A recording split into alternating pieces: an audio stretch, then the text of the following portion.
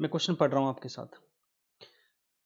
A large profit making company is considering the installation of a machine to process the waste produced by one of its existing manufacturing process to be converted into marketable product।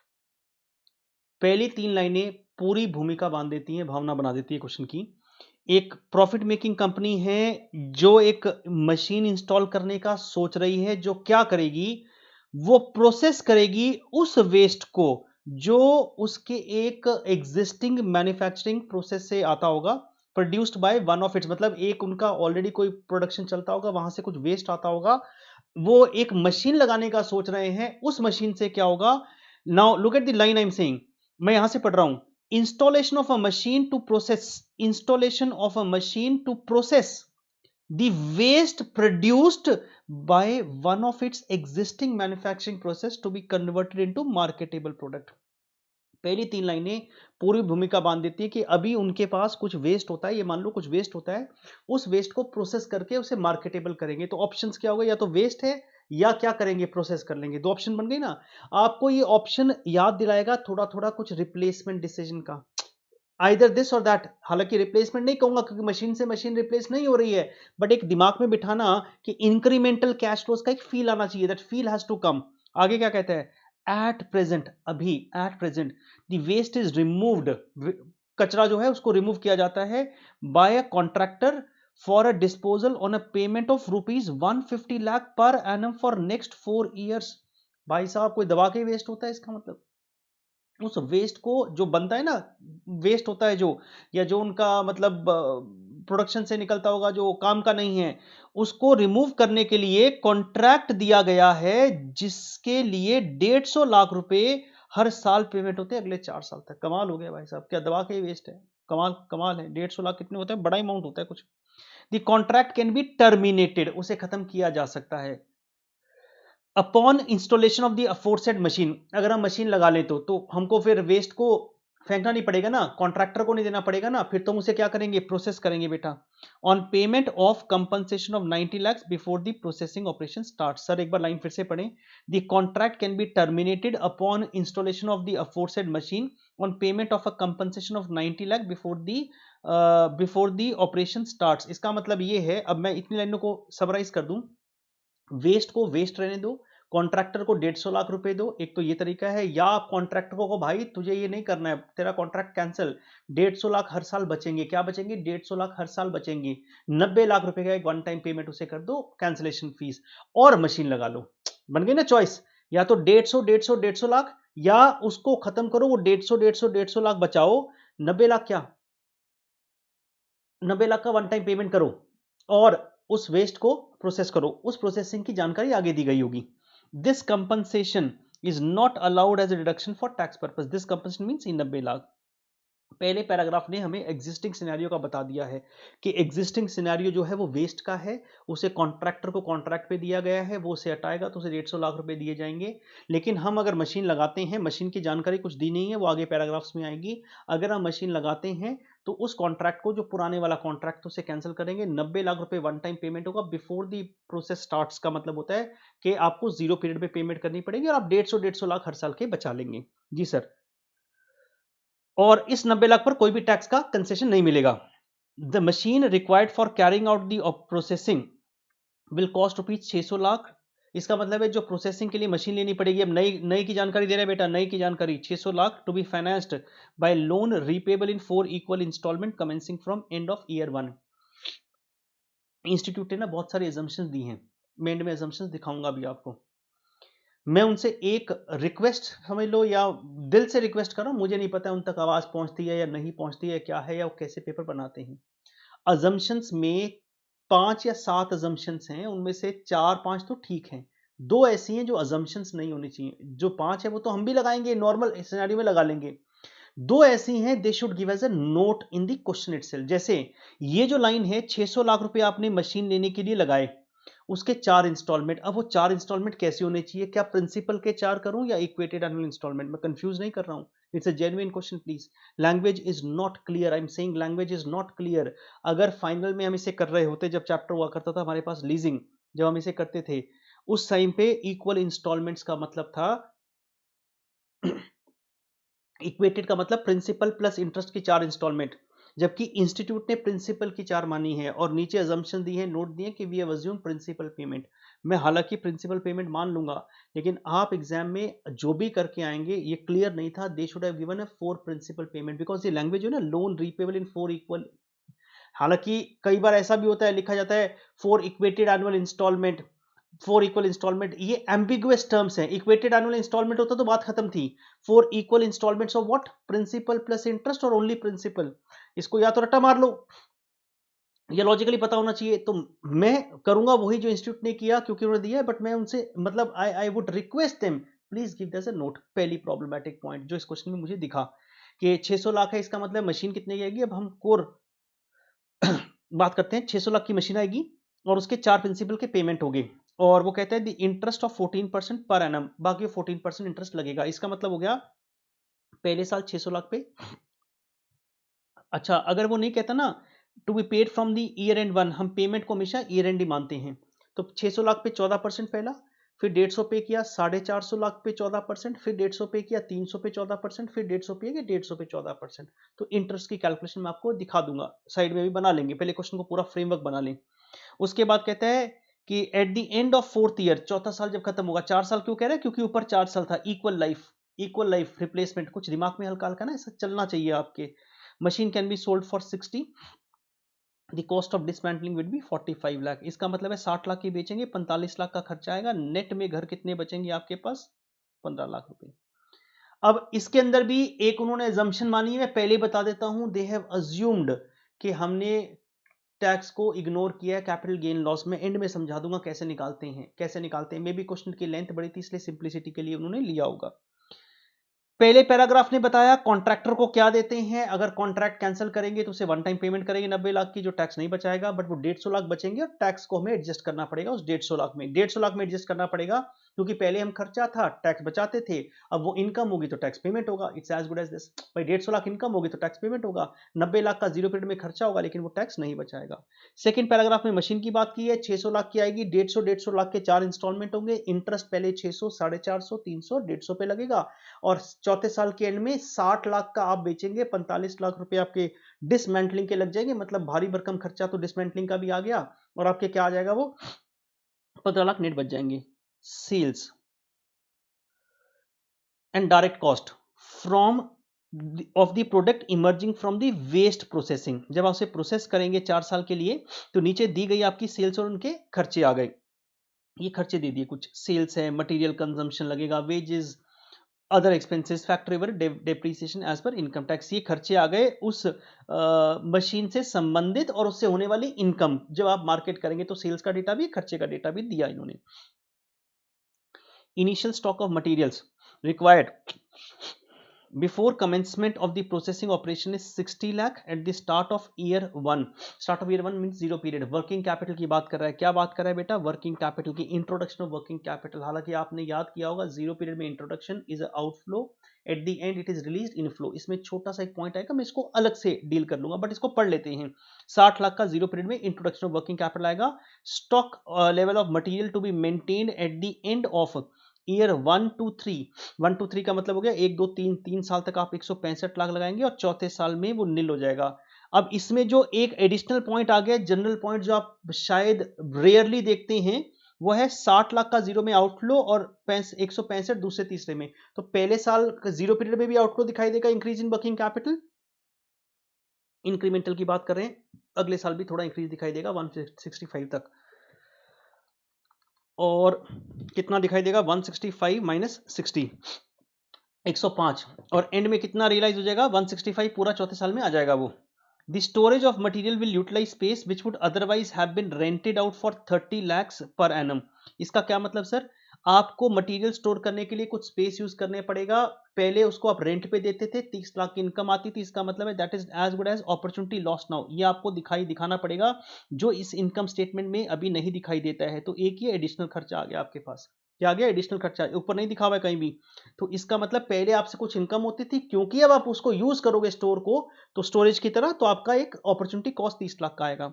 Labour cost include wages of 40 workers whose include wages of 40 workers whose transfer to this process, जिन्हें इस process पे shift किया जाएगा, will reduce idle time payment of 45 lakh in year 1 and 30 lakh in year 2.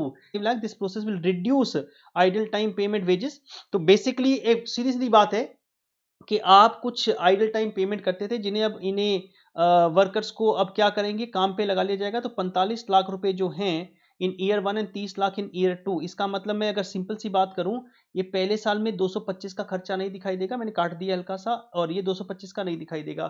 तो खर्चा कितना दिखाई देगा सर? ये अगर वेजेस की बात करें, पहले साल में 225 माइनस 45, 225 माइनस 45 180 ये आ जाएगा खर्चा, और दूसरे में 225 माइनस 30 ये आ जाएगा बेटा 195, ये आ जाएगा आपके पास।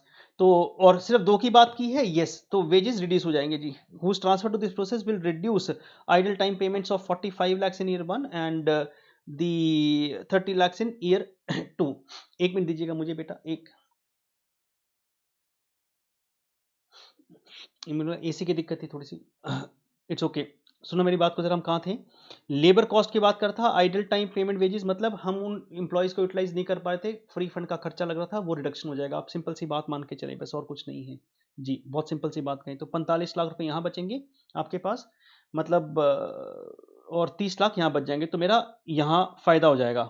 Factory overheads include apportionment, apportionment जो खर्चे होते हैं वो किसी काम के नहीं होते हैं बेटा, अपोर्शनमेंट जो खर्चे होते हैं वो किसी काम के नहीं होते हैं, of general factory overhead, except to the extent of insurance charges of 90 lakh which per annum payable on this venture, payable on this venture. इसका मतलब क्या है सर, कि आपके पास जो ये फैक्ट्री ओवरहेड्स हैं, ये सारे खर्चे किसी काम के नहीं हैं, ये सारे ही खर्चे किसी काम के नहीं हैं। और आपको ये क्या काम आएगा सर?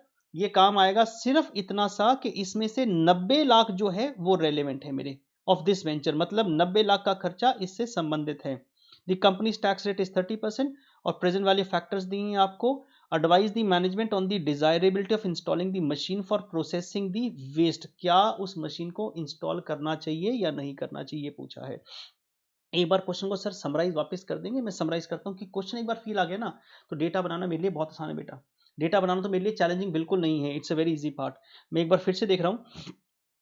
पहले पार्ट में उसने कहा एक वेस्ट बनता है, कोई वो प्रोसेस करते हैं ऑलरेडी, उससे वेस्ट प्रोड्यूस होता है कहीं, एक जो उनका मैन्युफैक्चरिंग प्रोसेस है, उस वेस्ट को रिमूव करने के लिए 150 लाख का पेमेंट करते हैं। वो 150 लाख का पेमेंट बचाया जा सकता है। वो कैसे बचाया जा सकता है? उस वेस्ट को हम प्रोसेस कर लें। तो पहले पैराग्राफ में तो वो 150 लाख की बात की और 90 की, उसको तो मैं क्या ले लूंगा, 150 लाख का बचेगा, इनफ्लो कैश बचेगा, टैक्स उस पर लग जाएगा क्योंकि मेरी इनकम की तरह ट्रीट होगा, और 90 लाख का मेरा खर्चा 0% में हो जाएगा। सेकंड पार्ट में उन्होंने कहा जो मशीन लगाएंगे प्रोसेसिंग के लिए उसको 600 लाख रुपए लगेंगे, लेकिन वो 150 की 4 इंस्टॉलमेंट में पेमेंट होंगे। तो इंटरेस्ट का खर्चा हर साल आएगा 600 पे, फिर 450 पे, 300 पे, फिर 150 पे, क्योंकि 150 का पेमेंट है। जो मशीन है वो चौथे साल के एंड में क्या होगा, 60 लाख की बिकेगी, 45 लाख का खर्चा डिसमेंटलिंग कॉस्ट आएगा, नेट 15 बचेंगे। टैक्सेशन का पॉइंट इग्नोर कर देंगे। अदरवाइज हम क्या करते, बुक वैल्यू निकालते। कैसे निकालते सर? जो कॉस्ट प्राइस है माइनस डेप्रीसिएशन, उसने टेबल में दिया है नीचे, यहाँ दिया है बेटा डेप्रीसिएशन, ये माइनस करता, और इसमें से क्या निकलता, बुक वैल्यू निकलती। बुक वैल्यू निकल के हम उसका सेल प्राइस एडजस्ट माइनस कर हम लॉस गेन निकाल लेते हैं, उस पर टैक्स लगाते हैं, उसे इग्नोर करेंगे। आई अगेन बिलीव वो पॉइंट भी इंस्टीट्यूट को देना चाहिए क्वेश्चन में, इतना बड़ा क्वेश्चन अगर देंगे, क्योंकि बच्चे कई सारी एजम्पशन लगा सकते हैं वरना। उसके बाद उन्होंने संबंधित सेल्स और उसका डेटा दिया। उन्होंने कहा जी सेल्स ये होंगी, उसके बाद रेलेवेंट मटेरियल कंजम्पशन होगा, वेजेस में पहले साल में फर्क आएगा, 45 लाख की जगह 180 आएंगे, उसके बाद अदर एक्सपेंसेस 120, फैक्ट्री ओवरहेड्स में सिर्फ रेलेवेंट खर्चा जो 90 लाख का आएगा, क्योंकि उन्होंने कहा बाकी अपोर्शनमेंट, अपोर्शनमेंट एक्सपेंसेस का क्या मतलब है सर? मतलब मेरी क्षमता है किसी के खर्चे बियर करने की, तो किसी और प्रोसेस का खर्चा या किसी और यूनिट का खर्चा मेरे नाम मान दिया जाता है, बट वो मेरा रेलेवेंट खर्चा नहीं है। apportionment of expenses is not a relevant cost for the decision making of this particular product। इस प्रोडक्ट को बनाने के लिए ये रेलेवेंट खर्चा नहीं है। रेलेवेंट खर्चा इस वेंचर से संबंधित कितना है? सिर्फ 90 लाख। इसका मतलब है इसको मैंने काट के सारी जगह 90 लाख लिख दिया, 150 लाख को मेरे को डेप्रिसिएशन दिया है। अब मैं टिक मार्क मारता हूं, ये मेरा खर्चा ये आएगा, पहले में ये आ जाएगा, ये लगेगा 90, ये लगेगा 150, इसके बाद सर क्या बच गया, दो खर्चे और मुझे एडजस्ट करने पड़ेंगे, एक इंटरेस्ट का और एक ये 30 लाख का। इससे मैं क्या निकाल लूंगा सर, इससे मैं निकाल लूंगा अपने पास PBT minus tax PAT. Sir PAT क्यों चाहिए, प्लस डेप्रिसिएशन करके सीएफएटी चाहिए कि मैं नए प्रोसेस में जा रहा हूं। थोड़ा सा लिंक करें प्लीज रिप्लेसमेंट को। अगर मैं वेस्ट को प्रोसेस करता हूं तो नए प्रोसेस में जा रहा हूं, उससे होने वाला कैश फ्लो कितना, उससे होने वाला कैश फ्लो कितना बेटा, वो कैश फ्लो निकालने में जो हम यहां निकालेंगे, मैं आंसर को एकदम एंड में टैली कराऊंगा। और मैं चाहता हूं पूरा क्वेश्चन आप यही सॉल्व कर लें, वरना तो फेल है हमारा पूरा का पूरा process. Will solve it here itself and then will go back and tally the figures. उसके बाद मैं अजम्पशन दिखाऊंगा जो मुझे लगते हैं कि क्या ऑल्टरनेटिव पॉसिबिलिटीज हो सकती थी, वो मैं इन्हें बता दूंगा। उसके बाद सर उन्होंने आइडल टाइम वेजेस को हमने एडजस्ट कर दिया, 90 लाख ये आ गया, 30 ये आ गया। आपने स्टॉक के बारे में बताया, इसकी चर्चा भी डिटेल में कर लेंगे। वैसे generally when I do my normal classes तो उसमें हमने स्टॉक के बारे में लिखा होगा बिगनिंग एंड उसको इनफ्लो आउटफ्लो क्यों मानते हैं कि जीरो में outflow eight the and the inflow, जबकि स्टॉक तो एक साल का कॉन्सेप्ट होता है अनलाइक अ मशीन जो कि डेप्रिसिएट होती है। क्वेश्चन की फीलिंग क्लियर है, वेस्ट को वेस्ट रहने दो, उसको उठाने का भी पैसे दो, या उसको प्रोसेस करो मशीन से और आप ये कमाओ। बताएं क्या हम ये प्रोजेक्ट ले या ना लें। फीलिंग क्लियर है जी। अब मुझे करना क्या है, पहले मैं एक इंटरेस्ट की कैलकुलेशन यहां बना लेता हूं, आपको बनानी है बना लेना, फील गुड फैक्टर आएगा। फिर हम क्या करेंगे, पहले साल का दूसरे साल का मैं डिटेल्ड आपको नोट सीएफएटी दिखाऊंगा यहां पर, और तीसरे और चौथे का आप अपने आप निकाल लेंगे। उसके बाद हम सारे क्वेश्चन के रिमेनिंग गिनती के फिगर्स होंगे, वो हम आंसर में जाके चेक कर लेंगे। करेंगे मेरे साथ, यस। तो पहले आप एक काम करें, लोन का यहां देखिए, लोन के लिए करते हैं, लोन एंड इंटरेस्ट। तो आपके पास 1 2 3 4, पहले साल 600 लाख यूज किया, 150 का पेमेंट, 450, 300, 150, ये लोन है आपका। ये मान लो लोन का रीपेमेंट करते चले गए। इनका इंटरेस्ट है एट दी रेट 14%। ये बना लो बेटा, काम हेल्प करेगा। 600 इंटू 0.14, 84 लाख, ये मेरे इनकम स्टेटमेंट में आएगा। उसके बाद 450 इंटू 0.14, 63। उसके बाद 300 इंटू 0.14, 42। 150 इंटू 0.14, 21। अब मैं एक सीएफएटी की कैलकुलेशन करूंगा, जो मैं पहले साल के फिगर्स आपसे चाहूंगा क्या रेलिवेंट है। मैं एक बार है ना इसको डिलीट यहां से कर रहा हूं, जो मेरे रेलिवेंट खर्चे हैं वो देखें। एक सेल्स ये पूरा आएगा, वेजेस ये नहीं आएगा, 180 आ जाएगा आपके पास। ये क्या आएगा सर, 120 पूरा आएगा, ये 90 आएगा, ये कुछ भी नहीं आएंगे। ये 150 आएगा खर्चा, ये 30 का खर्चा आएगा, और ये 84। तो दो एडिशनल जो आएंगे वो, एक ये 30 आएगा बेटा, 84। क्या सीएफएटी निकालेंगे, मैं पीबीटी लिख देता हूं यहां पहले, PBT tax at the rate 30%। उसके बाद पैट निकाल लेंगे, प्लस डेप्रीसिएशन कर लेंगे, और 4 साल का सीएफएटी। आपने जो रिप्लेसमेंट्स के क्वेश्चन किए होंगे ना, उसमें क्योंकि चारों सालों में एक ही कैलकुलेशन होती, तब ध्यान नहीं देते कभी। इसमें हर साल की अलग अलग बना रहे हैं। एक शायद मुझे याद है, एक या दो बड़े क्वेश्चंस करते हैं जिसमें हर साल की कैलकुलेशन अलग अलग भी करते हैं। I am not able to recollect which question number was that. अब आप काम करें क्या, 966 सेल्स, पहला साल कर रहा हूं बेटा मैं, ये पहला साल, कौन सा साल, ये पहला साल। 966 सेल्स माइनस में 90, माइनस में 180 वेजेस, माइनस में 120 अदर एक्सपेंसेस, माइनस में 90 overheads which are only related to this business, minus में 150 डेप्रिसिएशन नॉन कैश होता है लेकिन टैक्स बचाता है, नॉन कैश होता है लेकिन टैक्स बचाता है। माइनस में 30 अपॉर्चुनिटी कॉस्ट, जो रेंट आता था वो नहीं आएगा। माइनस में 84 जो मेरे पास लोन इंटरेस्ट है। पीबीटी आया 222 बेटा, पीबीटी आया 222 इंटू 0.3, ये आ गया 66.60।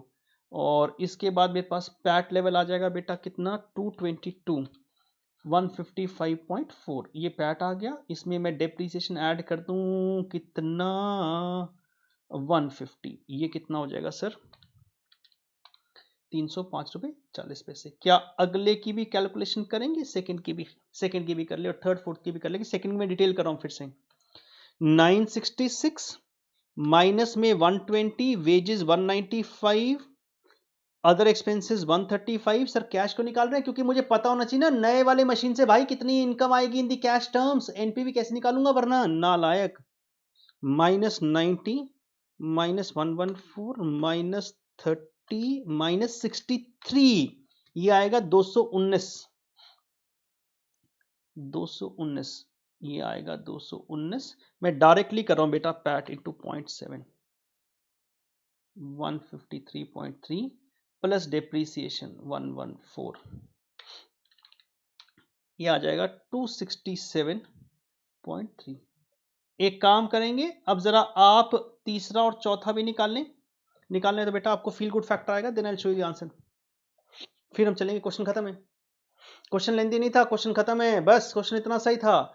सिर्फ दिक्कत क्या आती थी, ये कल्पना करने में या ये समझने में कि क्वेश्चन में करना क्या है। करना कुछ नहीं है, मशीन लगाकर कमाई जो होती है कैश फ्लो टर्म में वो देखनी है, और पुराने से क्या सेविंग हुई एक्सेट्रा हुई उसको एडजस्ट करके देखना है, एंड दैट्स इट, बस। और कुछ भी नहीं करना था, और कुछ भी नहीं करना था। मैंने अभी तक बहुत ज्यादा फोकस स्टॉक पे नहीं किया है, उस पे कर लेंगे स्टॉक पे बेटा, मैंने स्टॉक पे नहीं किया है। तो आपका ये पार्ट हो गया, तो मुझे बताइएगा, मैं एक बार आंसर क्वेश्चन के आंसर में चलूं। आपके पास इनकम स्टेटमेंट तो है ही जी सर, इनकम स्टेटमेंट तो है ही बेटा आपके पास।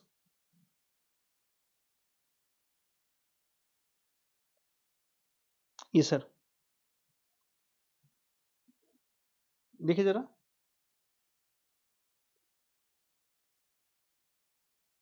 ये देखो जरा बेटा, ये मेरे पास क्या निकल के आता है देखना जरा। ये आया आपके पास 966, 90, 180, 120।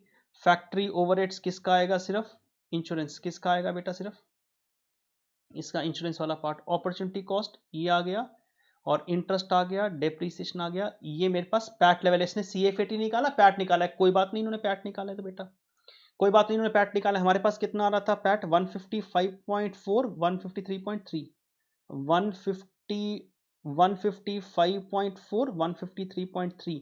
और ये CFAT आया ना, कोई बात नहीं, मैं इसको दिखा दूंगा आपको। CFAT है ना, CFAT भी दिखा देंगे बेटा, कोई दिक्कत नहीं है, वो काम आएगा। मेरे को यहां कर सकता था, इन्होंने नीचे किया है, कोई दिक्कत नहीं है।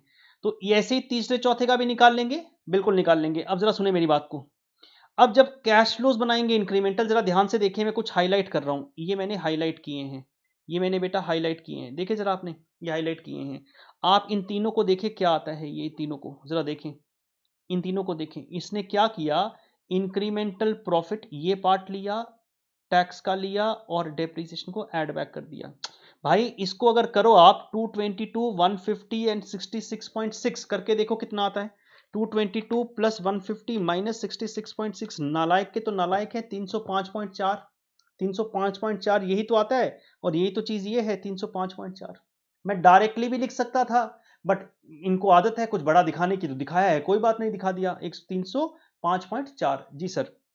अब इसको भी देख लें जरा, एक बार और चेक करना है इन्होंने क्या किया, ये भी चेक कर ले बेटा। 219 प्लस 114 माइनस 65.7 कितना, 267.3, कितना 267। ये कैश फ्लोज ही तो है, तीनों की जगह सिर्फ कैश फ्लो लिख दो। तो आपके पास ये पैट निकालने का ऑब्जेक्टिव था, ये टैक्सेशन का पॉइंट। तो 267.3, 267.3 ये पार्ट आ गया जी, ये पार्ट पूरा हो गया, यस ये पूरा हो गया सर। अब जरा देखें, जरा अब क्या करेंगे, अब जरा देखें बेटा जी। अब इसको एक काम करेंगे, हमारे पास अब क्या करना है, इसको जी, इसको एक काम करेंगे अब जरा,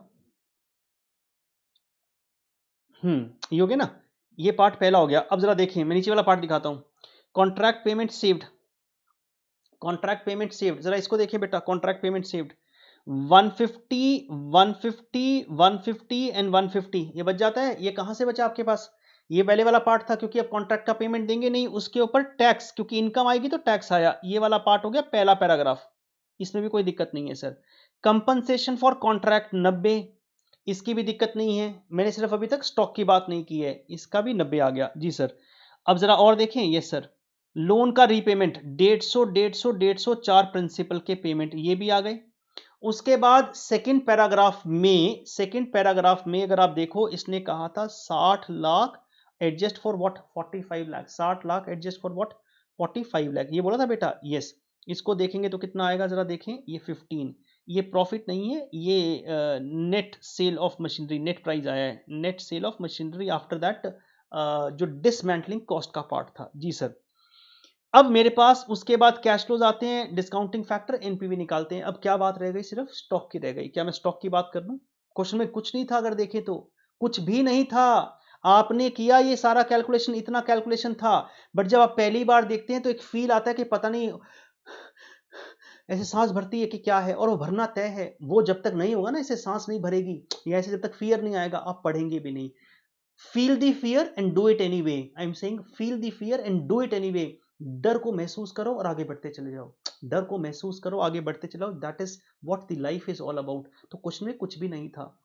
दो इसने बड़ी एजम्पशंस मान ली। वो क्या मान लिया, एक प्रिंसिपल का पेमेंट हुआ है तो इंस्टॉलमेंट वाला चक्कर बच गया, उसमें थोड़ा काम बढ़ जाता हमारे पास।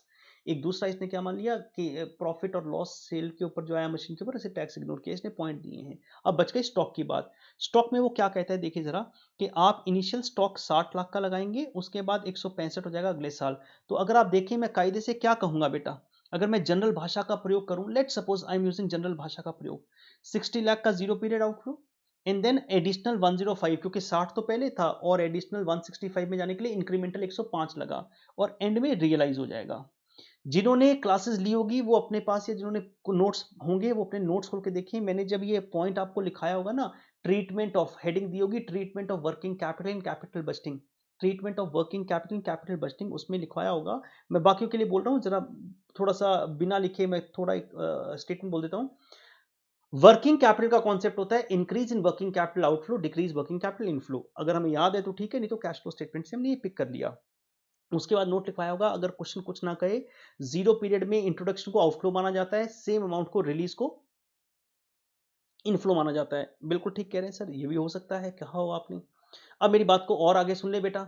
मैंने उसके बाद कहा कि आप ऐसा क्यों करते हैं जबकि स्टॉक तो एक साल में कंज्यूम होता है। फिर एक लाइन चार्ट बनवाया होगा, वो लाइन चार्ट को जरा पढ़ने का प्रयास करें। लेट सपोज 1 2 3 और 4, 1 साल, 2 साल, 3 और 4। आप ऊपर मत देखिएगा जीरो। एक साल का बिगिनिंग जो होता है ना, जनवरी, जनवरी उसे कहते हैं जीरो पीरियड, एंड को कहते हैं, दिसंबर को कहते हैं expiry, and period. December and हो गया ना, तो पहला पीरियड आप बोलेंगे जीरो पीरियड क्या होता है, टुडे फर्स्ट का जीरो पीरियड इज जनवरी। आप वर्किंग कैपिटल को इंट्रोड्यूस करते हैं तो आप लिखते हैं क्या, आउटफ्लो -60, -60 जीरो पीरियड, ये आपका -60 वहां से आता है। ये माना जाता है, पैसे माने, जैसे आपने सुबह दुकान खोली, सामान को बाहर लगाया, सामान को बाहर लगाया, increase of working capital outflow. शाम को दुकान बंद कर देते हैं आप, शाम को दुकान बंद करते हैं, सामान अंदर डालते हैं, शटर खींच लेते हैं, सामान बिक जाता है मान ले, decrease in working capital is as good as inflow. तो एंड जब आता है ना दिसंबर, आपके पास एक साल का एंड जब आएगा दिसंबर, तो एक साल का जीरो पीरियड और एंड दिसंबर, उसमें हम डिक्रीज करते हैं, हम कहते हैं +60, डिक्रीज इन वर्किंग कैपिटल। फिर अगले दिन फिर दुकान खुली, सेकेंड ईयर का जो बिगनिंग है that is as good as first year end. Second year का जनवरी beginning is as good as year end of the first year. आपने अगले साल 165 का माल लगाया, फिर वो साल खत्म हुआ, आप अपना सामान वापस ले गए, फिर उसने कुछ कहा नहीं कि अब चेंज कितना आएगा, उसने कहा सेकंड थर्ड फोर्थ में सेम रहेगा। तो आपने फिर सामान को इंट्रोड्यूस किया, फिर वो खत्म हो गया, वापस ले गए, फिर आपने इंट्रोड्यूस किया, फिर वो खत्म हो गया, वापस ले गए। अगर ये चार्ट आप घर जाके नॉर्मल क्वेश्चन लगाएंगे तो सेम फिगर्स आएंगे। यहां क्योंकि फिगर इंक्रीज हो रहा है दी सेकंड बिगनिंग में, तो हम कहते हैं 165 हुआ। अब क्या होता है सुने जरा, आपका, मैं इस पीरियड को देखें जरा, इस पीरियड को आप कह लें December end of the first year और beginning of the second year January, time में फर्क नहीं है, timing difference is not there. What is not there, timing difference. रात के 12 बजे दिसंबर 2020 और सुबह हो जाए, जब सुबह सुबह दुकान खोलो 6-7 बजे जनवरी 2021, या 12 बजकर 1 मिनट मान लो, दिन बदल गया ना, 2021 जनवरी, 2021 जनवरी 1 तारीख और 31 दिसंबर 2020, तो टाइमिंग डिफरेंस नहीं है ना। तो अगर टाइमिंग डिफरेंस नहीं है बेटा, इन दोनों का डिफरेंस देखो क्या आता है, माइनस प्लस, ये आता है -105, इसलिए आप इसको सिर्फ -105 दिखाते हैं। इसका मतलब वर्किंग कैपिटल है तो एक ही साल का कॉन्सेप्ट, लेकिन वो minus plus minus plus minus plus होते हुए एडजस्ट हो जाता है। अगला साल क्या हुआ, माइनस प्लस एडजस्ट हो गया, अगला साल क्या हुआ, माइनस प्लस एडजस्ट हो गया। अगर ये इंक्रीज नहीं होता ना, तो आपका जो नोट बनता है ना, introduction of working capital is outflow in the zero period, release of working capital is inflow of the end of the year, इसलिए वो सेम आता है। वो सेम होता नहीं है, outflow inflow outflow inflow outflow inflow, वो आउटफ्लो इनफ्लो टाइमिंग के कट जाते हैं आपके, और आपके पास अब क्या बचा, ये बचा एक आउटफ्लो, इन दोनों का डिफरेंस 105 और एंड में 165 रिलीज हो गया, ये आ गया। मेरी बात को समझे क्या हुआ, बात को समझे। मैं उम्मीद कर रहा हूं कि आपने कहीं ना कहीं जहां भी किया होगा, टीचर्स ने पूरा एफर्ट पुट किया होगा, they would have explain this kind of structure. तो इसको थोड़ा सा देख लीजिएगा। हम कई बार क्या होता है, टीचर सारे टीचर सबको समझाते हैं, मैं एग्जैक्टली बता रहा हूँ, 19-20 हो सकता है कि मे बी हम उस टाइम छोटे बच्चे थे, मतलब निके छोटे छोटे बच्चे थे, तो शायद ध्यान नहीं दिया हो, उन्होंने भी कुछ ऐसा समझाया होगा, तो इसलिए वो आता है वो। तो हमारे पास अब क्वेश्चन क्या बना, हमको नई मशीन से जो प्रोडक्शन करना था, प्रोसेस करना था, उससे होने वाली कैश फ्लो की इनकम हमने देख ली क्या आई, पैट निकाला क्योंकि टैक्स का चक्कर था तो वो देख लिया। उसके अंदर हमने नया एडजस्टमेंट क्या किया, फैक्ट्री ओवरहेड्स के रेलेवेंट एक्सपेंसेस लिए, इंटरेस्ट का खर्चा लिया, हमने जो अपॉर्चुनिटी कॉस्ट थी वो ली, दैट्स इट। उसके बाद जो पुराना प्रोसेस था, क्योंकि काइंड ऑफ रिप्लेसमेंट है, वहां कुछ इनकम बचेगी ना, वहां कुछ कैश बचेगा, 150 बचेगा, उसका टैक्स लगा दिया। 90 का पेमेंट किया, उसके ऊपर टैक्स नहीं था, वो कर लिया, वर्किंग कैपिटल लगाया, एंड में वर्किंग कैपिटल को रिलीज कर दिया। उसके बाद प्रिंसिपल का पेमेंट किया और profit on sale of machinery आई, आपने इन करके present value of cash flow निकालकर एनपीवी निकाल लिया। और आप क्या कहेंगे, since NPV is positive, the management should install the machine for processing of the waste. इसका मतलब है भाई साहब, वेस्ट को वेस्ट ना जाने दें, वेस्ट को रिप्रोड्यूस कर कर वेस्ट से कुछ अच्छा काम करें। वो आपके पास कॉन्सेप्ट बन गया। क्वेश्चन को आप अब एक काम करेंगे, मैं चाहूंगा आप इमीडिएटली इसके बाद इसको आंसर को नहीं देखें और अपने आप सोचने का प्रयास करें, क्वेश्चन कितना सिंपल लगेगा। अब अजम्पशन सुन लें, नोट्स जो दिए उन्होंने। पहला नोट दिक्कत नहीं है, material stock increases, cash flow के अंदर लेने ही थे, idle time wages also have been considered, इनको भी एडजस्ट करना ही था। अपोर्शनमेंट को हम एडजस्ट करते ही हैं, रेलेवेंट नहीं होते हैं इसके, not relevant, only insurance is relevant, ये भी कोई दिक्कत नहीं है। इंटरेस्ट कैलकुलेशन इज फोटेड, ये वाला जो पॉइंट था, मैं अज्यूम करता हूं कि ये instead of writing this kind of a note they should give in the question itself, वरना बच्चा नहीं समझ पाएगा कि प्रिंसिपल की 4 पेमेंट की आपने या प्रिंसिपल प्लस इंटरेस्ट की। It should be given as a part of the question, जो मेरा एक अपना ओपिनियन है, that should be there. Otherwise आप नोट लिख के आएंगे और अपनी लाइफ को सिंपल बनाना कोई दिक्कत वाली बात नहीं है। सेकंड, ये वाला पार्ट भी मैं चाहता था कि sale of a machinery net after deducting removal expenses taken tax capital gain ignored, इसको क्वेश्चन में देने में क्या शर्म थी भाई, या क्या एम्बैरेसमेंट होता अगर ये लाइन लिख देते कि टैक्स इग्नोर कर दें। मेरे लिए लाइफ आसान होती ना। एग्जाम में कितना, एग्जाम में वैसे ही मैं प्रेशर में होता हूं, मुझे ये पता नहीं है कि टैक्स का कॉन्सेप्ट नो एंड नो, कभी लेते हैं कभी नहीं लेते हैं, कभी लेते हैं कभी नहीं लेते हैं, मैं तो दुविधा में फंस गया ना। और फिर उसके बाद आप ये भी सोचिए, अगला आदमी टीचर को भी परेशान हो जाती है कि भाई ले ना ले पता नहीं। जब प्रैक्टिकल लाइफ में टैक्सेशन का इंपैक्ट रेलेवेंट होता है तो लेना चाहिए था, अगर आपको इग्नोर करना है तो बता दें आप उसको। होना क्या चाहिए था कायदे से कि मेरी बुक वैल्यू जो आती है, सेल प्राइस आता है और इंस्टॉलेशन आपने डिसमेंटलिंग कॉस्ट को एडजस्ट किया और किया सब कुछ, उसका टैक्स का इंपैक्ट दिखाएं। बट इन्होंने इग्नोर किया, दैट्स इट, कोई बात नहीं, इन्होंने कर दिया। उसके बाद saving in contract payment income tax thereon considering the cash flow, ये तो वैसे भी आना था, क्योंकि भाई जब मैं इंक्रीमेंटल की बात कर रहा हूं तो जब आप मेरा इधर से इनकम होगी वहां कुछ सेविंग भी तो होगी, उसको मैं रेलेवेंट खर्चा भी तो मानूंगा, उसको रेलेवेंट सेविंग भी तो मानूंगा, वो तो यहाँ आना ही आना था। तो I could have had some more opinion which I am not discussing, though I can discuss few more on these parts. अभी मैं इसमें कुछ और भी चीजें कर सकता था, तो मुझे लगता है कि चीजें, वरना ही क्वेश्चन कॉम्प्लिकेट हो जाता। अब क्या सर ऐसे क्वेश्चन एग्जाम में आए तो क्या करेंगे, ऐसे क्वेश्चन एग्जाम में आएंगे, मेरी opinion soon low please, I am very clear on that, मैं इसमें कोई भी शर्म आने वाली बात नहीं है। एग्जाम में ऐसे क्वेश्चंस आए, पहले तो अपने सारे क्वेश्चंस में डेटा आइडेंटिफाई करें, ऐसे क्वेश्चन को लास्ट में अटेम्प्ट करें, वरना आपका कॉन्फिडेंस हो सकता है शैटर हो जाए कि बाय चांस क्योंकि आपने जो किया, आपने अजम्पशन लगाई वो नहीं टैली हो, या उस अजम्पशन का पार्ट नहीं हुआ, या हल्की सी कहीं मिस्टेक हो गई तो हमारा गलत हो जाएगा। और अगर सही भी हुआ तो मुझे कॉन्फिडेंस नहीं आता कि सही है, it should B last. Second, अगर ऐसा क्वेश्चन ऑप्शंस के अंदर निकल सकता हो, मतलब ऑप्शंस में ये क्वेश्चन निकल सकता हो, निकाल दें। हमें कौन सा हीरो बनना है यहाँ पर यार, हम प्रैक्टिकल लाइफ में जब मशीनें लाएंगे, जब सीएफओ सीईओ बनेंगे कंपनी के, तब डिसीजन ले लेंगे ना, तब तो सारा डेटा मेरे सामने है। Do I need to analyse my brain here?